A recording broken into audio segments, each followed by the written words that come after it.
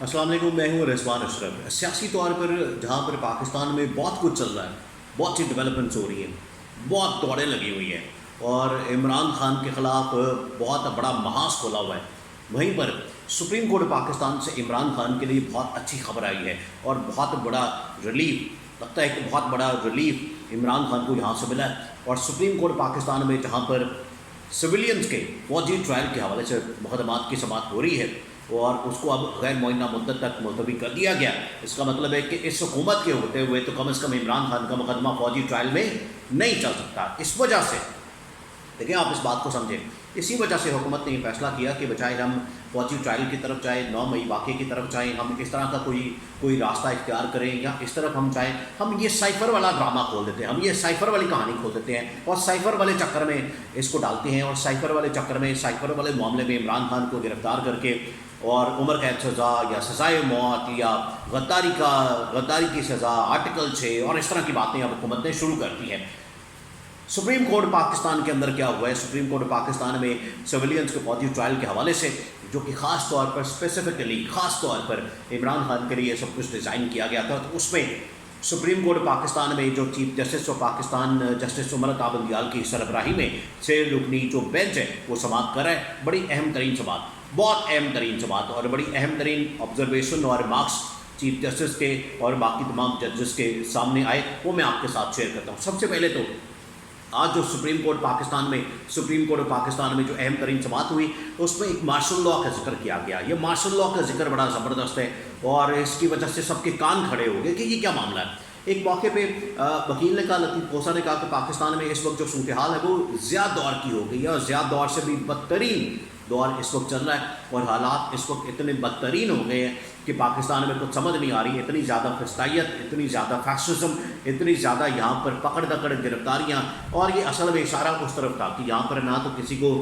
بولنے کی اجازت ہے، نہ یہاں پر کوئی کھل کر بات کر سکتا ہے، پابندیوں کا سامنا ہے۔ عمران خان کے اوپر اتنی سخت پابندیاں ہیں، ان کے خلاف ورکروں کے خلاف کریک ڈاؤن اور یہ تمام چیزیں، تو وہاں پر چیف جسٹس نے ریمارکس دیے۔ وہاں پر انہوں نے کہا کہ یہ زیادہ دور سے موازنہ کرنا مناسب نہیں، کیونکہ اس وقت تو مارشل لاء تھا، پاکستان میں مارشل لاء نہیں ہے، اور اگر پاکستان میں مارشل لاء لگتا ہے پھر ہم مداخلت کریں گے، پھر ہم بتائیں گے کہ مارشل لاء کس طرح سے لگتا ہے۔ کوئی نہیں لگا سکتا مارشل لاء پاکستان میں، یہ اصل میں چیف جسٹس کا کہنا تھا، اور یہ چیف جسٹس نے بڑا کلیئرلی بتا دیا کہ کوئی پاکستان کے اندر مارشل لاء نہیں لگا سکتا۔ اگر کوئی لگانے جائے گا، اگر کوئی لگائے گا، پھر ہم اس کا مقابلہ کریں گے، پھر وہ ہمارے سامنے کھڑا ہوگا، کٹہرے میں اس کو کھڑا کیا جائے گا۔ یہ دو ٹوک انداز میں آج چیف جسٹس نے مارشل لاء کے متعلق یہ بات کی۔ پھر اس کے بعد یہ سپریم کورٹ میں یہ جو سویلینز کے ٹرائل سے متعلق فوجی عدالت میں چیف جسٹس نے کہا کہ ایک تو اس کو پھر لائیو جانا چاہیے، ساری دنیا کو پتہ ہونا چاہیے، جس طرح سے یہاں پر اوپن کورٹ کے اندر ہیئرنگ ہو رہی ہے، پوری دنیا کے اندر رپورٹ ہوتا ہے، یہ جو اس کی سماعت ہے پوری دنیا میں رپورٹ ہوتی ہے، بالکل اسی طرح سے وہاں بھی یہ مقدمہ چلنا چاہیے۔ یہ نہیں کہ وہاں پر جو مقدمہ چل رہا ہے کسی کو کانو کان خبر ہی نہیں ہو رہی، کسی کو پتہ نہیں چل رہا، کسی کو سمجھ نہیں آ رہی، کسی کے اوپر کیا چارج ہے، کیا مقدمہ ہے، کیا معاملہ ہے، کسی کو کچھ پتہ نہیں لگ رہا۔ تو اس طرح سے یہ نہیں ہونا چاہیے۔ اگر فوجی عدالت میں مقدمہ چلنا ہے، فوجی عدالت میں مقدمہ چلانا ہے، وہ بھی اسی طرح سے اوپن کورٹ میں ہونا چاہیے، جس طرح سے یہاں پر اوپن کورٹ میں سماعت ہو رہی ہے، بالکل اسی طریقے سے وہاں پر بھی اوپن کورٹ میں سماعت ہونی چاہیے۔ اور اس کو چھپانا، اس کو راز رکھنا، اس کو رازداری سے کرنا، یہ قطعاً نہیں ہونا چاہیے۔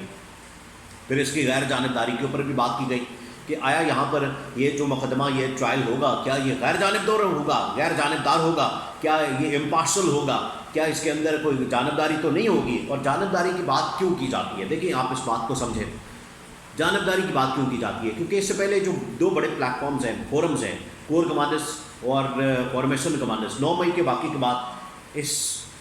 یہ جو میٹنگز ہوئیں، یہ جو اجلاس ہوئے، اس میں بڑا کلیئرلی کیٹیگوریکلی یہ جو اعلامیہ جاری کیے تھے، اس میں بتا دیا گیا تھا کہ اس 9 مئی کا واقعہ کس قسم کا واقعہ، بڑا خوفناک واقعہ، اور اس میں ناقابل تردید شواہد موجود ہیں۔ تو اگر اس طرح سے ہوگا تو اس کا مطلب ہے کہ سارا کا سارا ٹرائل مقدمہ ون سائیڈڈ ہی چلا جائے گا۔ پھر کہا کہ اس کو ہائی کورٹ میں اور سپریم کورٹ میں اپیل کا حق ہونا چاہیے، اس میں وہاں پر اپیل کا حق ہونا چاہیے جو بھی وہاں پر جاتا ہے۔ ایک تو اوپن کورٹ ہونی چاہیے، وہاں پر وکلا کو ایکسیس ہونی چاہیے، پھر ہائی کورٹ اور سپریم کورٹ میں اپیل کا حق ہونا چاہیے، جو بھی وہاں پر سماعت کرتا ہے، کیس کو چلاتا ہے یا کیس کو لے کر چلتا ہے یا کسی کا بھی کیس ہوتا ہے۔ پھر وہاں پر ایک موقع پہ سپریم کورٹ میں اس کے اوپر اسٹے آرڈر مانگا گیا کہ آپ اسٹے آرڈر دے دیں. تو اٹارنی جنرل نے کہا کہ ابھی کسی کے خلاف کیس چل ہی رہا, ابھی کسی کے خلاف کیس کی سماعت ہو ہی نہیں رہی, یہ ٹرائل شروع نہیں ہوا. تو پھر چیف جسٹس نے کہا کہ اگر سماعت اور ٹرائل شروع نہیں ہوا پھر ہم کس چیز کے اوپر اسٹے دیں. تو اسٹے آرڈر والی جو درخواست تھی وہ تو مسترد کر دی. اب یہ جو کیس کی سماعت ہے وہ غیر معینہ مدت تک چلی گئی ہے. 1 مہینے کی مہلت مانگی جا رہی تھی, تو چیف جسٹس نے کہا کہ 1 مہینے تک تو آپ کی حکومت ویسی چلی جانی ہے, 12-13 اگست کو حکومت فارغ ہو جانی ہے, تو آپ کس چکر میں یہ 1 مہینے کی مانگ رہے ہیں مہلت. تو اسی وجہ سے پھر غیر معینہ مدت تک یہ سماعت ملتوی کر دی. اس کا مطلب ہے پھر آئین کی ترمیم کی بات ہوئی. آئینی ترمیم اس کے لیے بڑی ضروری ہے. جتنی دیر تک آئینی ترمیم نہیں ہوگی, جتنی دیر تک آئین میں ترمیم نہیں کی جائے گی, اتنی دیر تک یہ مقدمہ آگے نہیں چل سکتا, اتنی دیر تک یہ ٹرائل نہیں چل سکتا, اتنی دیر تک فوجی عدالتیں نہیں لگ سکتی جس میں سویلینز کا مقدمہ چلایا جائے گا. اس کا مطلب ہے کہ پہلے سپریم کورٹ نے کہہ دیا کہ پہلے آپ کو آئین میں ترمیم کرنی پڑے گی, آئین میں ترمیم ہوگی تب یہ مقدمہ چلے گا, تب یہ سماعت آگے چلے گی, اتنی دیر تک یہ سماعت آگے نہیں بڑھ سکتی. تو یہ جہاں پر عمران خان کے خلاف سیاسی طور پر بہت سے محاذ کھولے ہوئے, عمران خان کے اوپر کبھی سائفر کا مقدمہ درج کرنے کی بات ہوتی ہے, کبھی عمران خان کے اوپر 9 مئی کے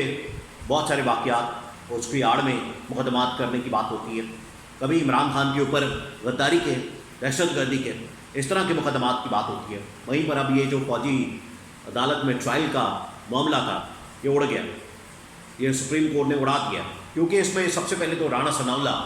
جو وزیر داخلہ ہے وہی اس کے اوپر بڑا شور مچا رہے تھے, اور وفاقی وزیر قانون اعظم نذیر تارڑ بھی وہ اس کے اوپر بڑا شور مچا رہے تھے کہ فوجی عدالت میں مقدمہ ہونا چاہیے. پوری حکومت اس کے اوپر کھڑی کر دی گئی کہ فوجی عدالت میں مقدمہ ہونا چاہیے, اور ان کی جانب سے اسٹیبلشمنٹ کو ہلہ شیری دی جاتی تھی کہ آپ پکڑیں, آپ فوجی عدالت میں ٹرائل کریں, چلائیں فوجی عدالت میں مقدمہ چلائیں تاکہ یہ سارا مقدمہ وہاں پر چلے. اس طرح کی باتیں کی جاتی تھیں. اس کا مطلب ہے کہ سپریم کورٹ نے بڑا کیٹیگوریکلی بتا دیا کہ کوئی فوجی عدالت میں مقدمہ اتنی دیر تک نہیں چل سکتا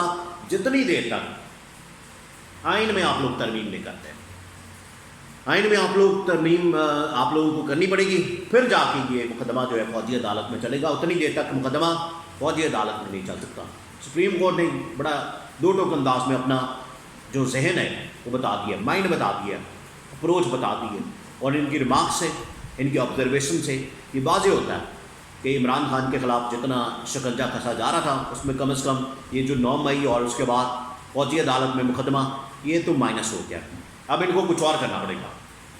اس کے لیے کوئی اور پلان کرنا پڑے گا, کوئی اور راستہ اختیار کرنا پڑے گا. اس وجہ سے یہ گئے ہیں ادھر